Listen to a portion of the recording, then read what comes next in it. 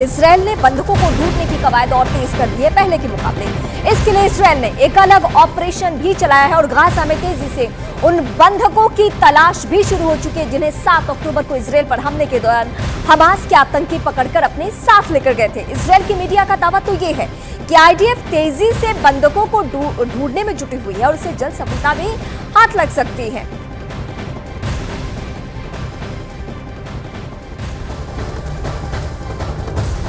Hamas के खिलाफ Israel के फाइनल स्टेज पर यह युद्ध पहुंच गया है। इसराइल की सेना गाजा के सेंटर तक पहुंच चुकी है, मोर्चा ले चुकी है।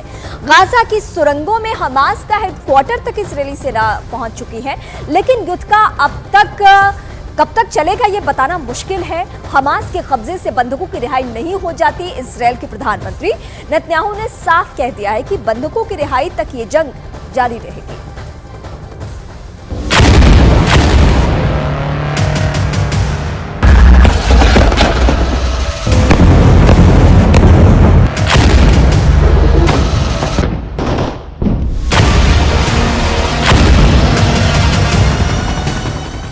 हमास के साथ जंग लड़ते लड़ते इजराइल को 1 महीना पूरा हो चुका है।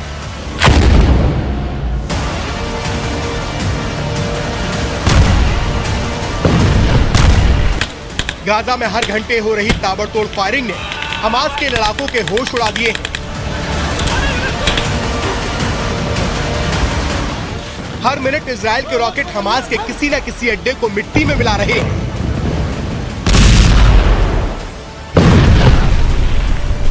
आग उगलती मिसाइलों के आगे हमास के लड़ाके टिक भी नहीं पा रहे।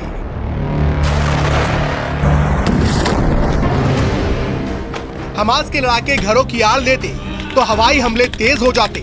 जान बचाने के लिए सुरंग और बंकर में भागते तो इजरायली सेना के जवान वहां घुसकर उन्हें चुन चुन कर मारते। यानी हर छोर पर सिवाय मौत के कुछ भी हासिल नहीं है।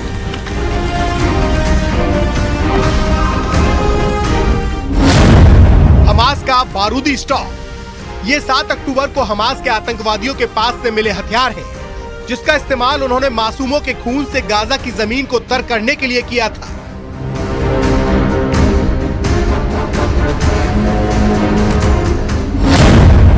एक 1493 ग्रेनेड, 760 आरपीजी, 427 विस्फोटक जैकेट, 106 रॉकेट और 375 फायर आर्म्स समेत न जाने कितने हथियार हैं, जिनका इस्तेमाल बेकसूर नागरिकों के नरसंहार के लिए किया गया था। इजराइल और हमास के बीच युद्ध की आग अभी बुझती दिखाई नहीं दे रही। दिन रात चल रहा ग्राउंड ऑपरेशन हमास के लिए सबसे बड़ी चुनौती बन गया है। नेतन्याहू ने हमास के खात्मे की कसम खा ली है और इस कसम को पूरा करने में जुटी है इजराइल की सेना। इजरायली रक्षा मंत्रालय ने दावा किया है कि वो अब गाजा के अंदर घुस चुके हैं और हमास के ठिकानों में ही उनकी कब्रगाह तैयार कर रहे हैं। צעד אחר צעד, מחבלים רבים מחוסלים בקרבות, ואנחנו עושים את מה שנדרש. גדודי החמאס סופגים מכות קשות, ואנחנו מפרקים גדוד אחרי גדוד. אפשר לראות כאן. हमास के अंत के आखिरी 24 घंटे इजराइल की सेना इस मंशा के साथ गाजा में घुसी है कि वे हमास के ठिकानों को तबाह कर ही वापस लौटेगी। यानी अगले कुछ घंटे हमास के लिए उसकी जिंदगी के आखिरी चंद मिनट बन सकते हैं। इस मिशन को अंजाम दे रही इजराइल की सेना का गाजा में ग्राउंड ऑपरेशन। इजरायली सेना के मुताबिक गाजा को चारों तरफ से घेर रखा है और यह हमास को खत्म करने के लिए उनके अभियान का केंद्र है।